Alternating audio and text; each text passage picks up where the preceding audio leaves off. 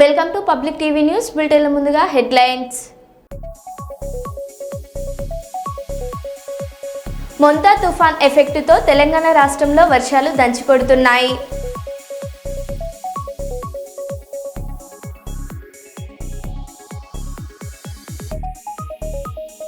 Jubilee hills నివాసంలో ముఖ్యమంత్రి రేవంత్ రెడ్డిని కలిసిన కమ్మ సంఘాల నాయకులు.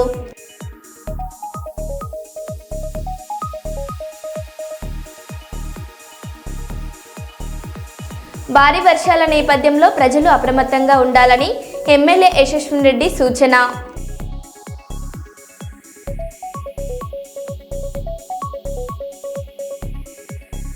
కురబలకోటలో గంజాయి విక్రయిస్తున్న 2 అరెస్ట్.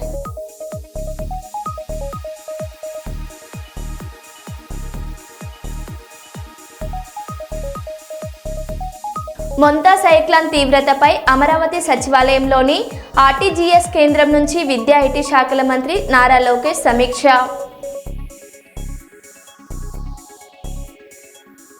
ఇక వివరాల్లోకి వెళ్తే కేజీబీవీ లింగాల గణపురం పాఠశాలలో ట్రంక్ పెట్టెలు, దిక్సూచి, ఆరోగ్య కార్డులు, బెడ్డింగ్ మెటీరియల్ పంపిణీ కార్యక్రమానికి జిల్లా కలెక్టర్ రిజ్వాన్ బాషా షేక్ ముఖ్య అతిథిగా హాజరయ్యారు.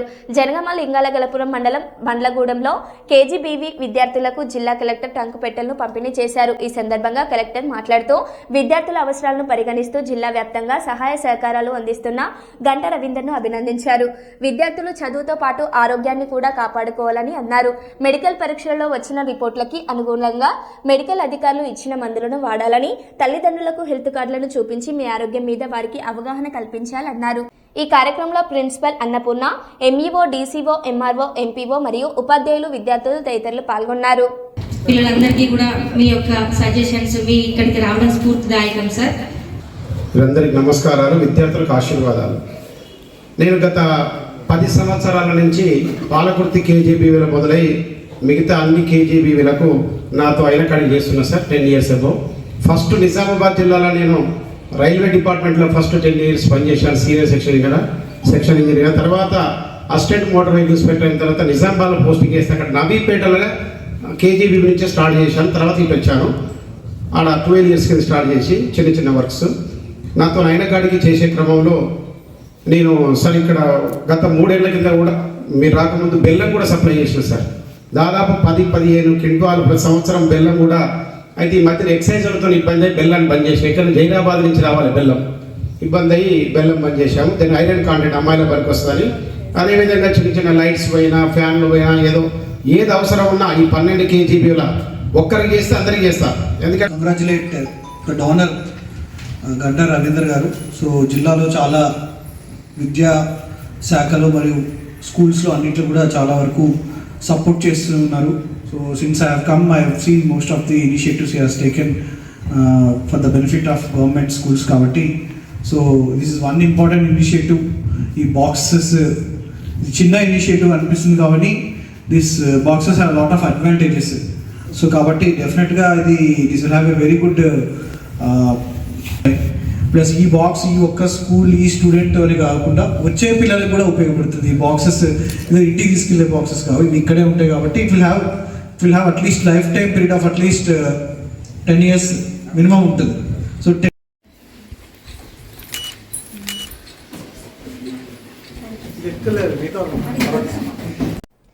జనగామ జిల్లా కేంద్రంలోని గుండ్లగడ్డ అమ్మాయిబాయి దగ్గర రోడ్డు మీద వెళ్తున్న పబ్లిక్ మీద గంజాయి బ్యాచ్ కత్తులతో వీరంగం, యువకుని పట్టుకుని చితక కొడుతున్న స్థానికులు.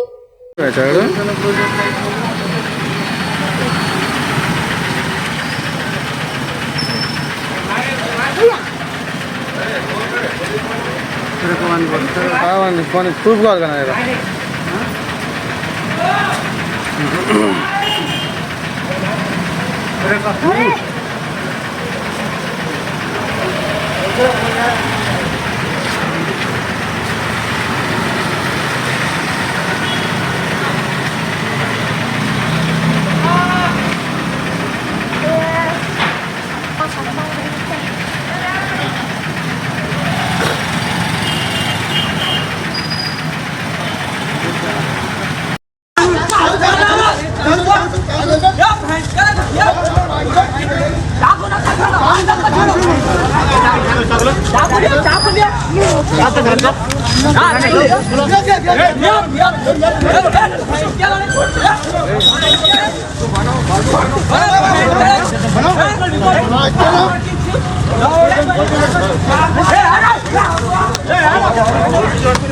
कैसा भोगता है आगरा से सबको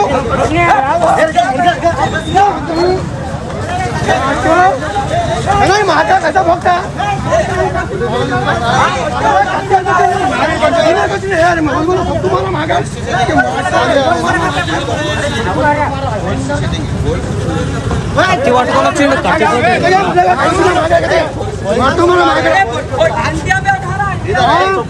सबको मार रहा अला अंजन मामी को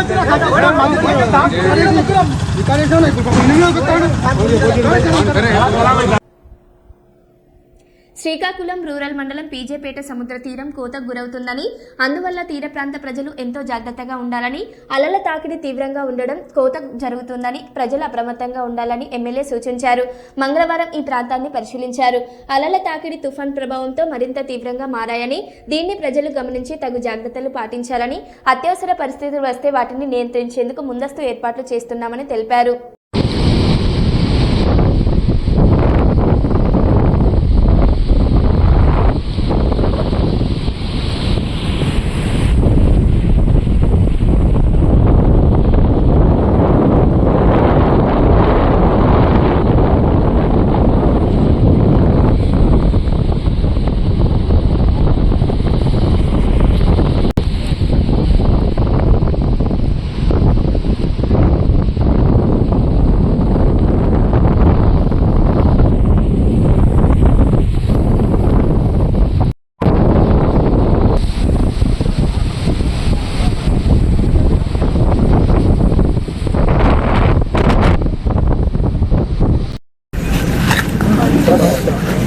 మొంతా తుఫాన్ సందర్భంగా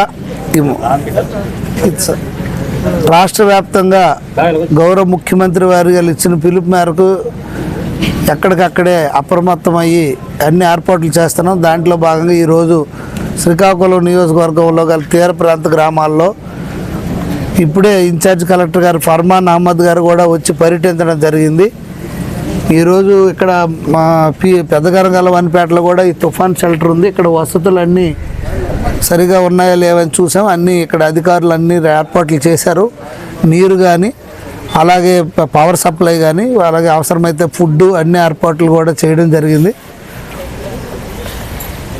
ఎటువంటి విపత్తు వచ్చినా ఎదుర్కోవడానికి సిద్ధంగా ఉన్నాం. అలాగే ఒక పక్క ఇది అవుతుండగానే గౌరవ ముఖ్యమంత్రి వర్యులు టెలికాన్ఫరెన్స్లో పార్టీ కార్యకర్తలని కేడర్ని కూడా అప్రమత్తం అవ్వమని ఆదేశాలు ఇవ్వడం జరిగింది. ఆ రకంగా కూడా మేము సిద్ధంగా ఉన్నాం. ప్రస్తుతానికి ఇక్కడ పరిస్థితి అయితే బాగానే ఉంది, ఎటువంటి ప్రాబ్లం లేదు. సో బందరవానిపేటలో కొంచెం అలలు ఉధృతంగా ఉన్నాయి. బందరవానిపేట మొగదలపాడులో ఇక్కడ కొంతవరకు బాగానే ఉంది. ఏది ఏమైనప్పటికీ ఎటువంటి ఇబ్బంది వచ్చినా ఒక పక్క మెడికల్ క్యాంపులు అయితే రేపు 3 రోజులుగా జరుగుతున్నాయి. డెలివరీ అవ్వాల్సిన వాళ్ళు అలాంటి వారికి ఎవరికైనా ఇబ్బంది ఉంటే ఇప్పుడే ప్రభుత్వ ఆసుపత్రికి తరలించడానికి ఏర్పాట్లు వైద్యాధికారులు చేశారు. ప్రతి ప్రాంతానికి ఒక స్పెషల్ ఆఫీసర్ని వేసి క్లోజ్డ్ మానిటరింగ్ చేయడం జరుగుతుంది. సో తప్పకుండా ఎటువంటి నష్టం కూడా ఏ ఒక్క మనిషికి కూడా ఎటువంటి నష్టం కూడా జరగకుండా ఉండడానికి ప్రభుత్వం పూర్తిగా చర్యలు తీసుకోవడం జరిగింది. తప్పకుండా మేము ఈ కార్యక్రమంలో ఎటువంటి ఇబ్బంది లేకుండా సిద్ధంగా ఉన్నామని తెలియజేస్తున్నాం. పెద్దపల్లి జిల్లా రామగుండం ఎరువుల కర్మాగారంలో పనిచేస్తున్న కాంట్రాక్ట్ కార్మికులు ప్లాంట్ గేట్ ఎదుట పెద్ద ఎత్తున నిరసన ప్రదర్శన చేపట్టారు. తమ సమస్యలు పరిష్కరించాలని డిమాండ్ చేస్తూ ప్లకార్డులతో బైఠాయించారు.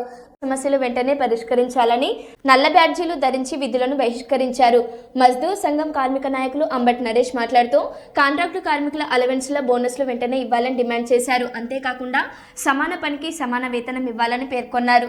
పని స్థలాలలోకి తమ బైక్లు సెల్ ఫోన్లు అనుమతించాలని అన్నారు. సమస్యలు పరిష్కరించకపోతే నిరాహార దీక్షకు పూనుకుంటామని హెచ్చరించారు.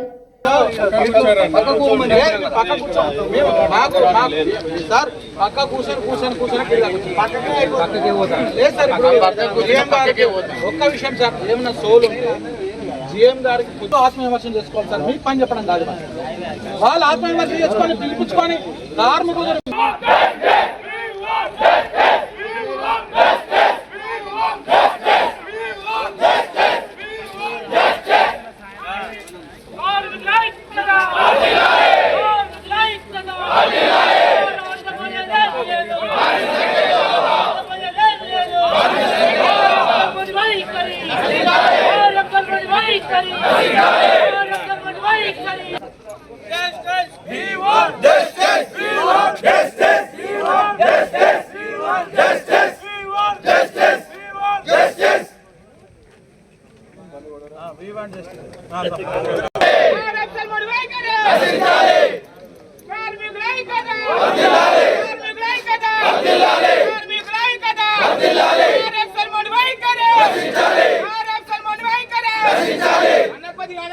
బయటికి రావాలి.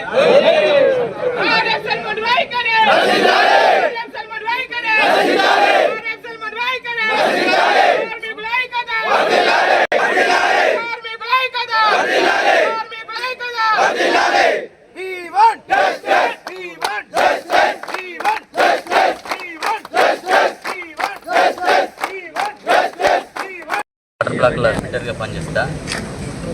నేను 8 సంవత్సరాలు అవుతుంది. నాకు 2 ఇయర్స్ స్కిల్ ఇచ్చిండు, మళ్ళీ స్కిల్ లేదని స్కిల్ తీసేసిండు. సరేలే అని కటింగ్ ఫిట్టింగ్ అన్నీ మేము చేసుకుంటూ పోతున్నాం. ఈరోజు మళ్ళీ కొత్త ఆర్మీ కాంట్రాక్ట్ వచ్చింది. 7 తారీఖు నాడు జీతాలు ఇస్తా అన్నాడు, ఇవ్వలేదు. 8 తారీఖు మేము పోయినాం.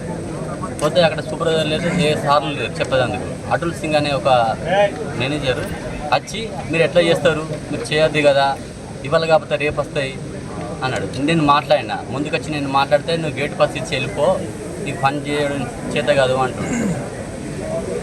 తర్వాత మా మేనేజర్తో చెప్పించి మీకు ఛాయ్ తాగే జూత లేదు, మీరు ఛాయ్ తాగద్దు అన్నాడు. మేము 2 గంటలు పోయి అక్కడ కాంట్రాక్ట్ దగ్గర ఉంటే మీరు 2 గంటలు మీకు కడిగేస్తాను, మాస్టర్లకి వెళ్ళి కడిగేస్తున్నామని చెప్పి ఎలాగొట్టిండు. ఏనంటే పని ఒత్తిడి తీసుకొస్తాడు. మేము ఫిట్టర్లం కాబట్టి ఫిట్టర్ల పని చేస్తాం. తర్వాత వెల్డింగ్ గ్రైండింగ్ చెయ్యం. మాకు అన్స్కిల్ ఇస్తాడు కాబట్టి అన్స్కిల్ వర్కే చేస్తాం, స్కిల్ వర్క్ చెయ్యం. లేదంటే వెళ్ళిపో అంటుండే. సార్లతో ఒత్తిడి తీసుకొచ్చి ఇట్లా చేస్తాను.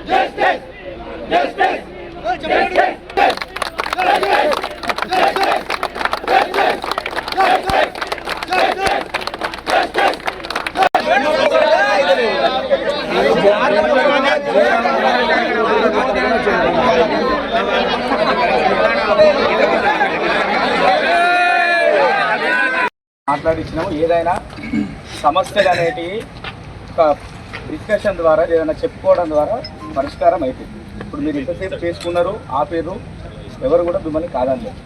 ఇదే ఫైనల్, ఇట్లనే ఉండగలుగుతారా? ఇదే ఫైనల్ కాదు కదా. దీనికి ఒక ముగింపు, లాజికల్ ఎండింగ్ అనేది ఒకటి ఉండాలి కదా. అమ్మా, నేను మీకు సపోర్ట్ చేస్తా, ఏది జరగాలో జరగాలని నేను కోరుకుంటా. కానీ ఇక్కడ విను ఇక్కడ 10 మంది 10 రకాలుగా మాట్లాడతారు, అర్థమైందా? దాంతో సమస్యకు అనేది పరిష్కారం కాదు. మీకు ఆల్రెడీ ఒక సామెత ఉన్నది, 10 మందిలో పాము చావదు అని చెప్పేసి. మీ అందరికీ తెలియకూడదని కాదు, అందుకే ఒక నాయకుడిని ఎన్నుకుంటారు, లేకుంటే ఒక లీడర్ ఇక్కడ ఎవరైనా ఉండరు, ఒకరు 4-5 కలిసి నాతో మాట్లాడితే ఏం కావాలంటే దాన్ని డిస్కషన్ పరంగా ముందుకెళ్ళాలి ఏదైనా కూడా. కానీ నిజంగా ఒక మాట అయితే మీరు బ్రహ్మణ చెప్పారు సార్. ఆగాలి 10 మందిలో పాము దావా కదా.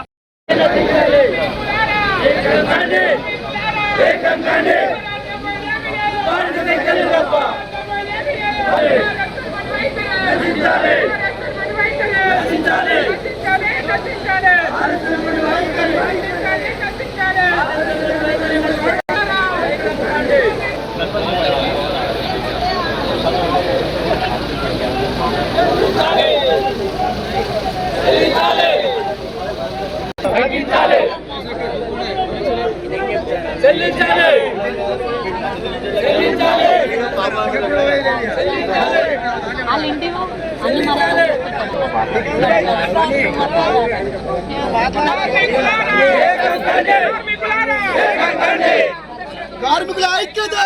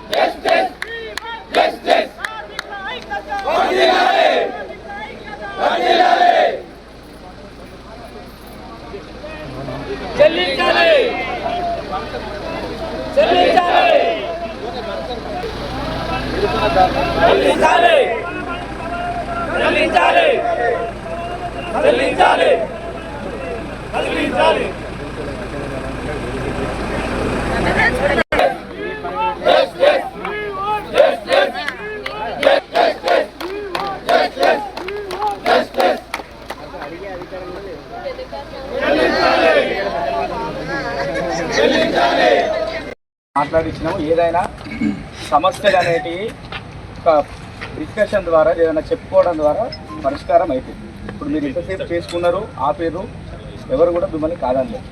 ఇదే ఫైనల్, ఇట్లనే ఉండగలుగుతారా? ఇదే ఫైనల్ కాదు కదా. దీనికి ఒక ముగింపు, లాజికల్ ఎండింగ్ అనేది ఒకటి ఉండాలి కదా. అమ్మా, నేను మీకు సపోర్ట్ చేస్తా, ఏది జరగాలో జరగాలని నేను కోరుకుంటా. కానీ ఇక్కడ ఇక్కడ 10 మంది 10 రకాలుగా మాట్లాడతారు, అర్థమైందా? దాంతో సమస్యకు అనేది పరిష్కారం కాదు. మీకు ఆల్రెడీ ఒక సామెత ఉన్నది, 10 మందిలో పాము చావదు అని చెప్పేసి. మీ అందరికీ తెలియకూడదని కాదు, అందుకే ఒక నాయకుడిని ఎన్నుకుంటారు, లేకుంటే ఒక లీడర్ ఇక్కడ ఎవరైనా ఉండరు, ఒకరు 4-5 కలిసి నాతో మాట్లాడితే ఏం కావాలంటే దాన్ని డిస్కషన్ పరంగా ముందుకెళ్ళాలి ఏదైనా కూడా. కానీ నిజంగా ఒక మాట అయితే మీరు బ్రహ్మణ చెప్పారు సార్. ఆగాలి 10 మందిలో పాము దావా కదా. ఖమ్మం జిల్లా కొణిజర్ల మండలం అంజనాపురం గ్రామ సమీపంలో నిమ్మవాగులో కొట్టుకుపోయిన డీసీఎం వ్యాన్ మరియు డ్రైవర్ పూర్తి వివరాలు ఇంకా తెలియాల్సి ఉంది.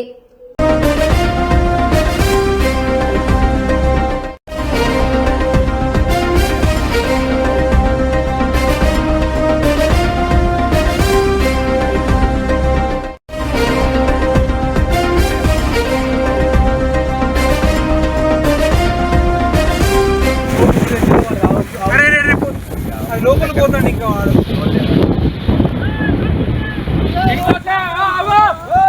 బండి పోతురా దిగిరారా బండి ఆగిపోదు కానీ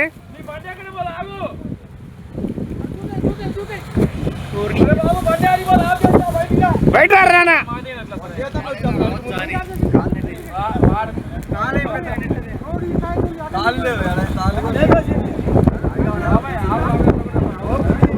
వచ్చేసింది బయటికి.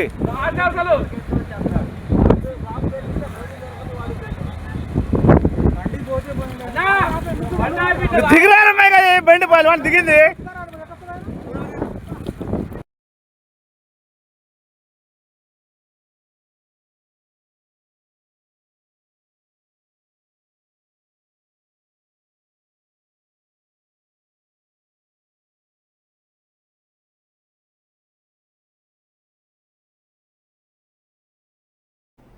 పత్తికి గిట్టుబాటు ధర కల్పించాలని, నల్లబారిన పత్తిని కూడా కొనుగోలు చేయాలని, షరతులు లేని తడిసిన వరి ధాన్యాన్ని తక్షణమే కొనుగోలు చేయాలని, కొనుగోలు సెంటర్లలో అన్ని సౌకర్యాలు కల్పించాలని డిమాండ్ చేస్తూ అఖిల భారత రైతు కూలీ సంఘం ఆధ్వర్యంలో చెన్నూరు తహసీల్దార్ కార్యాలయం ముందు ధర్నా నిర్వహించి తహసీల్దార్కు వినతి పత్రం ఇవ్వడం జరిగింది. ఈ సందర్భంగా అఖిల భారత రైతు కూలీ సంఘం రాష్ట్ర సహాయ కార్యదర్శి ఏ లాలు కుమార్ మాట్లాడారు.